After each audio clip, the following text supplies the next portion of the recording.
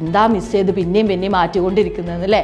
Sorry, ഇത് ഇന്നലെ പറഞ്ഞു കഴിഞ്ഞാൽ നിങ്ങൾക്ക് ഇതെല്ലാം കൂടി ആകെ പ്രശ്നമാവും. അതുകൊണ്ടാണ് ഞാൻ ഇന്ന് സെപ്പറേറ്റ് എടുത്ത് പറഞ്ഞത്. ഇന്ന് രാത്രി എക്സാമിന് ഞാൻ പഠിക്കാൻ പോകുന്നു എന്നാണ് മീനിങ്. അപ്പോൾ നിങ്ങൾക്ക് വില്ല് ഓർ ഷോള് അല്ലെങ്കിൽ ഗോയിങ് ടു ഏത് യൂസ് ചെയ്യണമെന്ന് നിങ്ങളുടെ ചോയ്സാണ്.